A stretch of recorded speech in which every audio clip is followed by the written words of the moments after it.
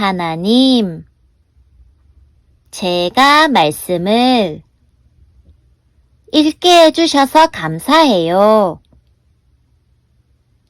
나의 머리로 이해하는 것이 아니라 성령님께서 도와주셔서 하나님의 말씀을 정확하게 깨닫고 힘을 듬뿍 얻게 해주세요. 예수님의 이름으로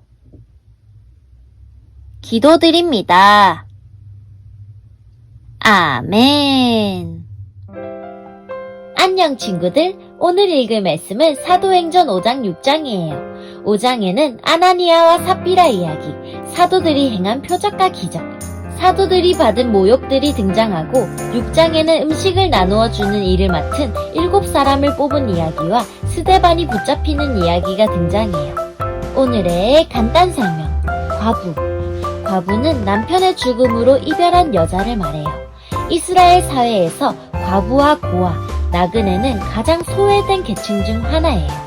전통적으로 남성 중심의 가부장적 문화가 강하게 형성되어 있는 이스라엘 사회 속에 과부는 하나님으로부터 형벌을 받았다는 그릇된 인식과 편견 때문에 사회적 경제적 활동이 어려웠어요. 하지만 하나님께서는 과부들 또한 사랑하시고 그들에게 은혜와 긍휼을 베풀어 주셨어요. 두 번째, 배급은 나누어 주는 것. 돈이나 이익을 목적으로 하지 않고 음식이나 물건 등을 나누어 주는 일을 말해요. 그럼 말씀 속으로 출발! 아나니아라는 사람과 그의 아내 삽비라도 자기들의 땅 일부분을 팔았습니다. 아나니아는 땅을 판 돈에서 얼마를 떼어 몰래 숨겨놓고 나머지만 사도들의 발 앞에 갖다 놓았습니다. 그의 아내도 이런 내막을 다 알고 있었습니다. 그때 베드로가 말했습니다. 아나니아여, 어찌하여 사탄이 그대의 마음에 가득하여 성령을 속이고 땅을 팔아 받은 돈 가운데 얼마를 떼어 놓았소? 그 땅은 팔기 전에도 그대의 것이었고 판 뒤에도 그 돈을 그대 마음대로 할 수 있었소.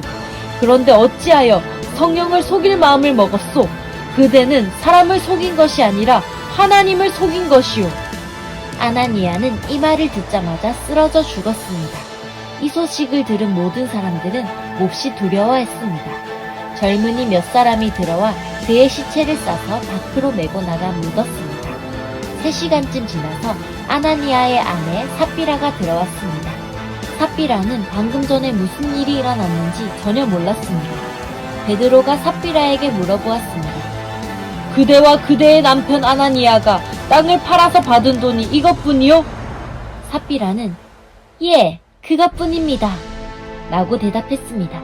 베드로가 말했습니다. 어찌하여 그대와 그대의 남편은 서로 짜고 주님의 성령을 시험할 수 있단 말이오. 보시오, 그대의 남편을 장사 지내고 온 사람들이 문 앞에 있으니 그들이 그대를 메고 나갈 것이오. 그 말이 끝나자마자 삽비라는 베드로 앞에 쓰러져서 죽었습니다. 그 순간 젊은이들이 들어와 삽비라가 죽은 것을 보고 그녀를 밖으로 메고 나가 남편 곁에 묻었습니다. 온 교회와 이 일을 들은 모든 사람들이 큰 두려움에 사로잡혔습니다. 사도들은 백성들 사이에서 많은 표적과 기적을 행했습니다. 믿는 사람들이 솔로몬 행각에 자주 모였습니다. 그들은 백성들에게서 칭찬을 받았습니다. 하지만 사람들은 감히 믿는 사람들의 모임에 끼어들지 못했습니다. 이런 중에도 주님을 믿는 사람들은 점점 더 많아졌습니다. 그리하여 남자나 여자나 믿는 사람의 수가 크게 늘어났습니다. 그러자 사람들은 베드로가 지나갈 때면 병자를 길에 데리고 나와 침대와 자리에 눕혀놓고 베드로의 그림자라도 그들에게 덮이기를 바랐습니다. 예루살렘 주변의 여러 마을에서도 사람들이 몰려들었습니다. 그들은 병자와 악한 귀신에게 시달리는 사람들을 데려왔으며 그들은 모두 고침을 받았습니다. 대제사장과 사두개파에 속한 그의 모든 동료들은 사도들을 향한 시기심이 가득하였습니다. 그들은 사도들을 붙잡아 감옥에 가두었습니다. 그러나 밤중에 주님의 천사가 감옥 문을 열고 사도들을 밖으로 데리고 나가며 말했습니다. 너희는 가서 성전에 서서 이 생명의 말씀을 백성들에게 다 전하여라. 사도들은 이 말을 듣고 아침 일찍 성전으로 가서 가르치기 시작하였습니다. 대제사장과 그의 동료들이 도착하여 이스라엘의 모든 장로로 구성된 공의회를 소집하고 감옥으로 사람을 보내어 사도들을 데려오게 했습니다. 관리들이 감옥에 가보았으나 사도들은 보이지 않았습니다. 그들은 돌아와서 그 사실을 알렸습니다. 우리가 가서 보니 감옥 문이 굳게 잠겨 있었고 간수들은 문을 지키고 서 있었습니다. 그런데 문을 열고 보니 감옥 안에는 아무도 없었습니다. 이 말을 듣고 성전경비대장과 제사장들은 사도들에게 일어난 일로 놀라며 당황했습니다. 바로 그때 어떤 사람이 와서 보십시오. 여러분이 감옥에 가두었던 사람들이 성전뜰에 서서 백성들을 가르치고 있습니다. 라고 말했습니다. 그러자 성전경비대장은 그의 부하들을 밖으로 데리고 나가 사도들을 다시 잡아왔습니다. 그러나 그들은 사람들이 자기들에게 돌을 던질까 두려워 폭력을 쓰지는 않았습니다. 성전경비대에 속한 사람들이 사도들을 데려와 공의회 앞에 세우자 대제사장이 사도들에게 물었습니다. 우리가 이 이름으로 가르치지 말라고 단단히 주의를 주었는데도 그대들은 예루살렘을 온통 그대들의 가르침으로 채워놓았소. 그리고 예수를 죽인 책임을 우리에게 넘기려 하고 있소. 그러자 베드로와 다른 사도들이 대답했습니다. 우리가 사람이 아니라 하나님께 복종해야 하는 것은 당연한 일입니다. 여러분이 나무에 매달아 죽인 예수님을 우리 조상의 하나님께서 다시 살리셨습니다. 하나님께서는 이 예수님을 높이 올리셔서 하나님 오른편에 앉게 하셨습니다. 하나님께서는 예수님을 우리의 지도자와 구세주로 삼으셔서 이스라엘에게 회개를 통해 죄사함을 받게 하셨습니다. 우리는 이 일의 증인입니다. 또한 하나님께서 자기에게 복종하는 사람에게 주신 성령 역시 그렇습니다. 공의회 의원들은 이 말을 듣고 몹시 화를 내며 사도들을 죽이려 했습니다. 갑자기 가말리엘이라는 한 바리새파 사람이 공의회 자리에서 벌떡 일어났습니다. 그는 율법사이며 모든 백성에게 존경을 받는 사람이었습니다. 가말리엘은 사도들을 잠깐 밖에 나가 있게 하고 공의회 의원들에게 이렇게 말했습니다.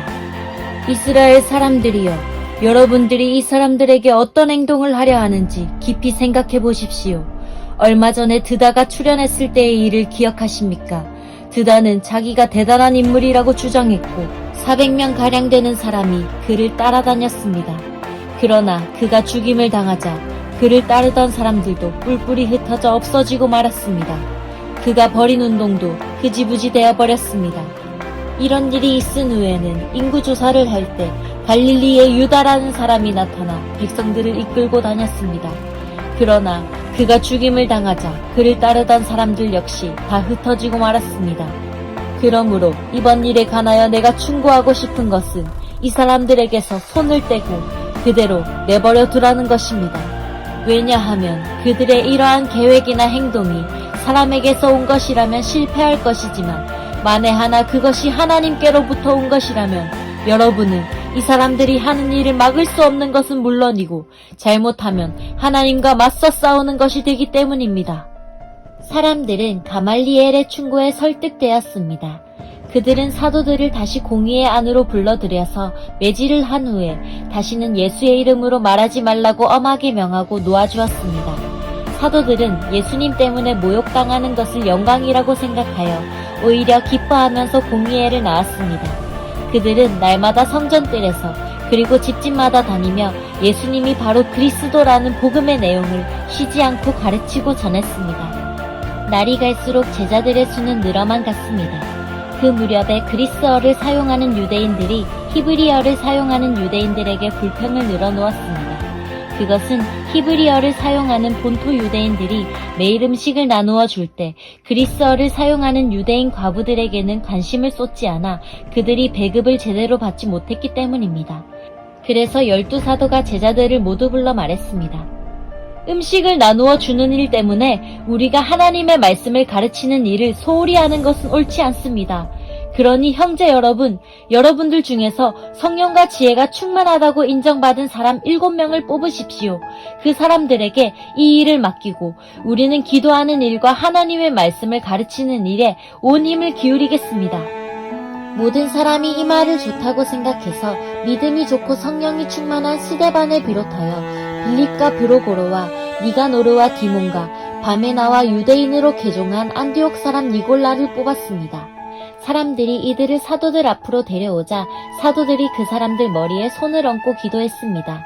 그 후 하나님의 말씀은 계속 퍼져나가서 예루살렘에서 제자의 수가 많이 늘었습니다. 뿐만 아니라 유대인 제사장들 중에서도 믿음을 가지게 된 사람들이 많이 생겨났습니다. 스데반은 하나님의 은혜와 능력이 가득한 사람이었습니다. 그는 백성들 사이에서 기적과 표적을 행하였습니다. 그러나 구레네와 알렉산드리아와 길리기아와 아시아 출신의 유대인들로 구성된 이른바 자유인의 회당 출신 사람들 중에 스데반을 반대하는 사람들이 있었습니다. 이들은 합세하여 스데반과 논쟁을 하였습니다. 하지만 스데반이 말하는 지혜나 성령을 당해낼 사람은 아무도 없었습니다. 그래서 그들은 돈을 주고 사람들을 사서 스데반이 모세와 하나님을 모독하는 소리를 우리가 들었습니다. 라고 거짓말을 하게 만들었습니다. 그들은 이런 식으로 백성과 장로들과 율법사들을 화나게 만들고는 스데반을 붙잡아 공의회로 끌고 갔습니다. 그들은 사람들을 시켜 이렇게 거짓 증언을 하게 했습니다. 이 사람은 항상 이 거룩한 곳인 성전과 율법에 대해 험담을 하였습니다. 우리는 이 사람이 나사렛 예수가 이곳을 헐어버릴 것이고 또 모세가 우리에게 전해준 여러 관습들을 뜯어 고칠 것이라고 말하는 것을 들었습니다. 공의회에 모인 사람들 모두가 스데반을 쳐다보았습니다. 그의 얼굴은 마치 천사의 얼굴과 같았습니다. 짜잔! 여기까지가 사도행전 5장에서 6장이에요. 말씀 꿀단지 맛있게 먹었나요? 오늘도 잘 들어줘서 고마워요. 천사의 얼굴과 같았다는 스데반. 이 스데반은 어떻게 될까? 다음 말씀을 기대하며 오늘도 안녕!